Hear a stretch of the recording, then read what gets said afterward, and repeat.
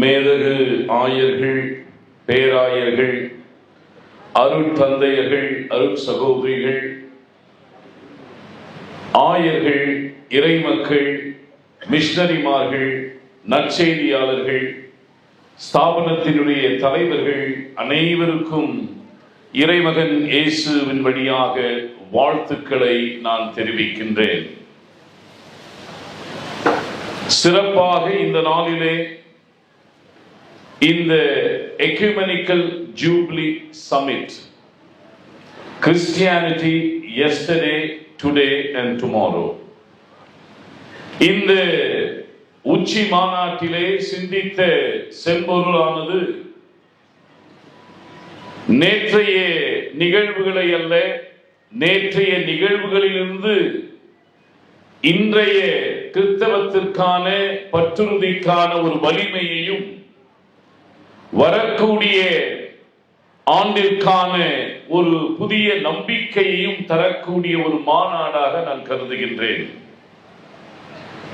காலையிலே வாலிபர்கள் இளைஞர்களுக்கான தலைமை உரை ஆற்றுகின்ற பொழுதும் சொன்னேன், எங்களுடைய தென்னிந்திய திருச்சபை மாமன்றம், எங்களுடைய பிரதம பேராயர் most reverend doctor Reuben Mark அவர்கள் தலைமையிலும், எங்களுடைய பொது காரியதரிசி அட்வொகேட் பெர்னாண்டஸ் ரத்தினராஜா அவர்கள் தலைமையிலும் நாங்கள் இந்த நிசையா விசுவாச பிரமாணம் எழுதப்பட்ட இடத்திற்கு சென்றிருந்தோம்.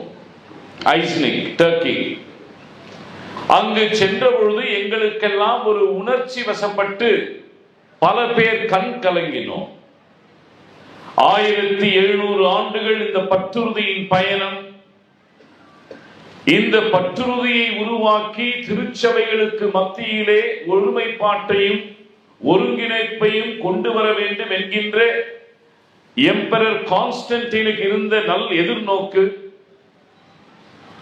அவர்கள் இந்த எக்யூமெனிக்கல் சமிட், ஃபர்ஸ்ட் எக்யூமெனிக்கல் மீட், அதை 325 அந்த இடத்திலே கூட்டி பிளவுபட்டு இருந்த திருச்சபையை ஒருமுகப்படுத்த வேண்டும் என்ற எண்ணத்திலே ஏரியனிசம் என்கின்ற சொல்லப்படுகிற ஏரியசுடைய பிரிவினை வாதங்களை எதிர்த்து ஒரு எக்யூமெனிக்கல் கவுன்சில் உருவாக்கி அதன் வழியாக நான் நம்புகிறேன் என்ற ஒரு பெரிய ஒரு விசுவாச அறிக்கையை கிறிஸ்தவ சமூகத்திற்கு கொடுத்தவர் கான்ஸ்டன்டைன்.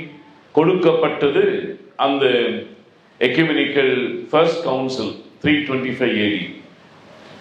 அதிலே அத்தனேசியஸ் அவர்கள் ஏரியஸ் என்கின்றவருக்கு எதிராக தைரியமாக பேசினார்கள்.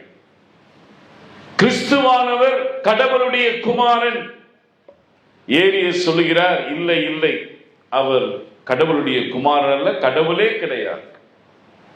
விவாதங்கள், போராட்டங்கள், வெளிநடப்புகள், எதிர்கருத்துக்கள். நம்முடைய கவுன்சில் ஒரு நாள் நம்ம சமிட் நடத்துறோம். சிஎஸ்ஐ மெட்ராஸ் டயசிசன் கவுன்சில் 4 நாள் நடக்கும். சிஎஸ்ஐ கவுன்சில் 4 நாள் நடக்கும். இந்த கவுன்சில் 3 மாதம் நடந்தது. டர்க்கியில ஐஸ்னிக் என்ற இடத்துல, நைசியா, நைக்கியா, நிசையா, ஒரு சின்ன இடம். இதிலே ஒரு மிகுந்த ஒரு கருத்து வெளியிடப்பட்டது.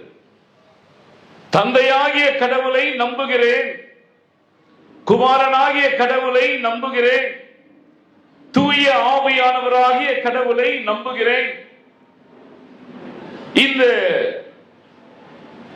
Christian identity is a cradle identity, or what do you call it, creed. Creed comes from the word credo, Latin word, which means I believe.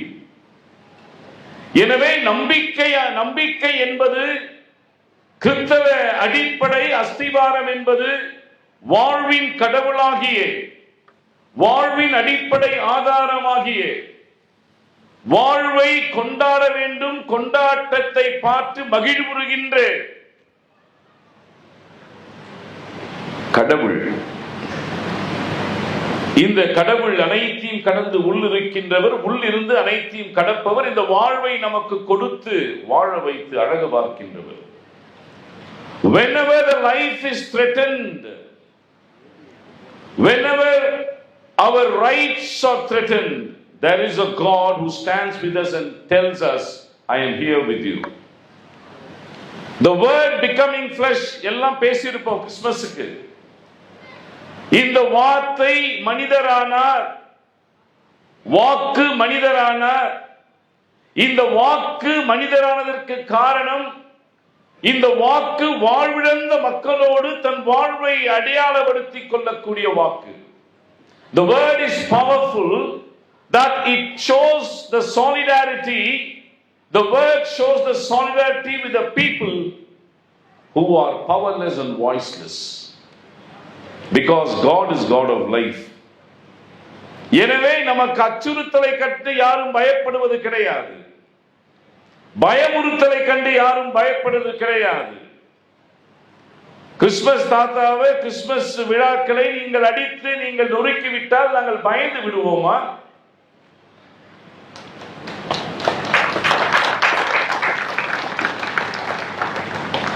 இந்த பயமுறுத்தல், அச்சுறுத்தல் எங்களோடு வேண்டாம் என்கின்ற எச்சரிக்கையை நாங்கள் தருகிறோம். ஏனென்றால் we are living in a secular country. மத சார்பற்ற ஒரு நாட்டிலே வாழுகின்றோம். நாங்கள் மதவாதிகள் கிடையாது.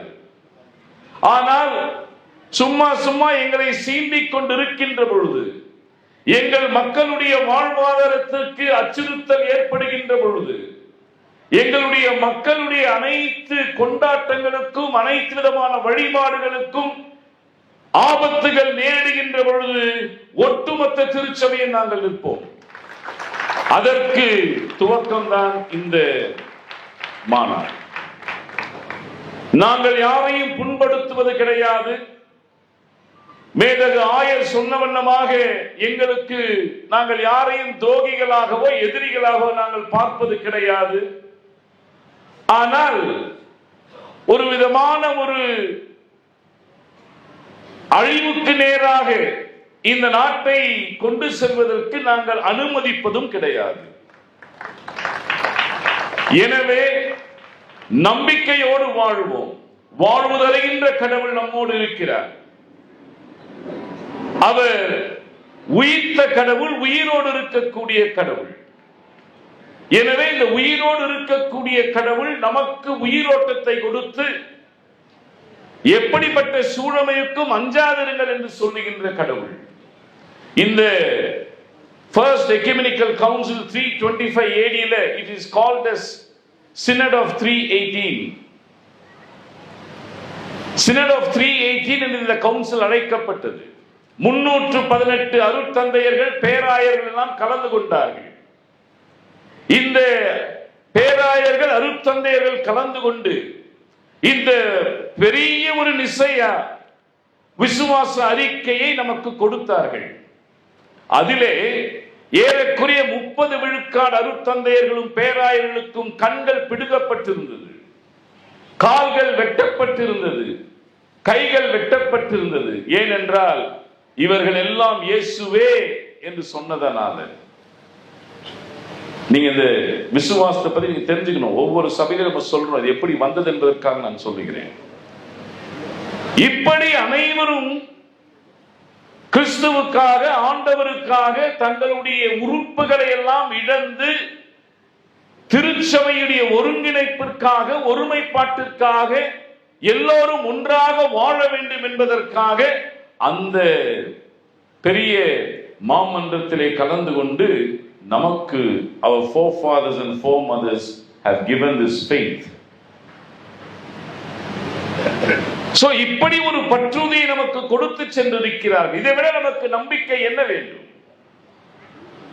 எனவே இந்த நம்பிக்கையில் தான் நாம் பயணித்துக் கொண்டிருக்கின்றோம். 100 ஆண்டுகள் 1700 years we have been journeying with this faith, and this faith has been the foundation of all of us.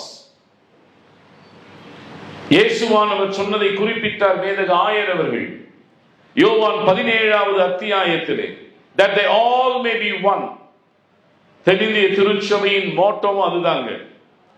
Allness in oneness and oneness in allness. That is what is unity. சும்மா நம்ம that they all may be one சொல்றது இல்லை. ஒன்றிணைப்பில் அனைத்தும், அனைத்தில் ஒன்றிணைப்பு. எனவே தந்தையாகிய கடவுளை நோக்கி குமாரனாகிய இயேசுவானவர் இந்த பிரதான ஆசாரிய இறைவேண்டலை ஏறெடுக்கின்ற பொழுது அவர் ஏறெடுத்த முதல் இறைவேண்டல் இதுதான். அவர்கள் அனைவரும் ஒன்றாய் இருப்பார்களாக, that they all may be one. So I believe and affirm that this summit, this ecumenical jubilee summit, which had been initiated our beloved bishops of the Catholic Pangu denominations and the fathers who had initiated this. I'm very grateful to you, Bishop Pius and Father Benedict. So we are all with you, we will be with you, and we'll all travel together. There are most of the challenges are ahead. ஞாயிற்றுக்கிழமை எல்லாம் இனிமேல் விடுமுறையாக இருக்காது. இனிமேல் அதெல்லாம் working டேயா மாற்றக்கூடிய agenda இருக்குங்க. And anti-conversion bill is ready and it's in the agenda. It's all depends on the 2026 elections. We have to be alert and we have to go strong. No turning back, no backsliding. Let us go walk together, face the challenges ahead. இது ஒருமைப்பாடு ஒற்றுமை இல்லை என்று சொன்னால் நம்ம ஒண்ணுமே செய்யவே முடியாது. Of course, அவர் சொன்ன மாதிரி நமக்குள்ள differences இருக்கலாம். Differences should not bring divisions. எனவே அந்த நம்பிக்கையோடு, அந்த ஒருமனப்பாட்டின் ஆவியோடு, அந்த ஒருமனப்பாட்டினுடைய சிந்தனையோடு நாம் பயணிப்போம். கடவுள் வாழ்வு தருகின்ற கடவுள். அதனால எதற்கும் அஞ்ச வேண்டாம். அச்சுறுத்தலுக்கு நாம் எப்பொழுது பின்வாங்கவே கூடாது என்பதை நான் சொல்லி என் உரையை நிறைவு செய்கின்றேன். ஆண்டவருக்கு மகிமை உண்டாவதாக.